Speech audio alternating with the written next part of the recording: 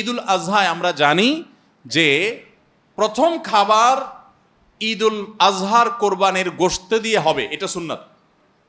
ওমর রাদিয়াল্লাহু তাআলা থেকে একটা রওয়ায়াত বর্ণিত আছে যে আল্লাহ তাআলার উদ্দেশ্যে কোনো কিছু দান করলে এটা নিজে ভোগ করা যায় না। যায়? আপনি আল্লাহর রাস্তার জন্য, আল্লাহকে খুশি করার জন্য আল্লাহর ওয়াস্তে কিছু দিয়ে দিয়েছেন, এটা কি নিজে খাওয়া যায়? আর এটা আপনি গরিবকে দিয়ে দিবেন, মসজিদে দান করলে মসজিদকে দিয়ে দিবেন, আপনি নিজে ভোগ করতে পারবেন না। শুধু কোরবানি এবং আকিকা এই দুইটা আমল আছে, যে এই দুইটা আমল আল্লাহকে খুশি করার জন্য জবাই করার সময় বলছেন বিসমিল্লাহ আল্লাহু আকবার, আল্লাহুম্মা লাক মিনকা ওয়ালাক, আল্লাহ আপনার তরফ থেকে আবার আপনার উদ্দেশ্যেই কোরবানি করলাম, আমার কোনো ধান্দা নাই।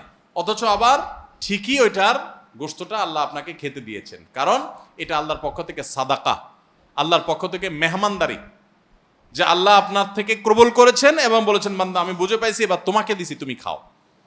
তো এই জন্য আল্লাহর মেহমানদারি দিয়ে দিনের প্রথম খাবার গ্রহণ করা, যাতে করে ক্ষুধার্ত থেকে খাবারের প্রতি আগ্রহী হন আপনি, এবং আল্লাহর মেহমানদারি দিয়ে প্রথম খাবার খান আপনি, এটা সুন্নাত।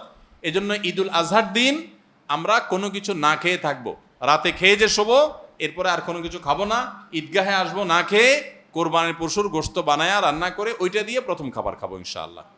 আল্লাহ তাআলা আমাদের সবাইকে এই সব সুন্নাহগুলো মেনে চলার তৌফিক দান করো।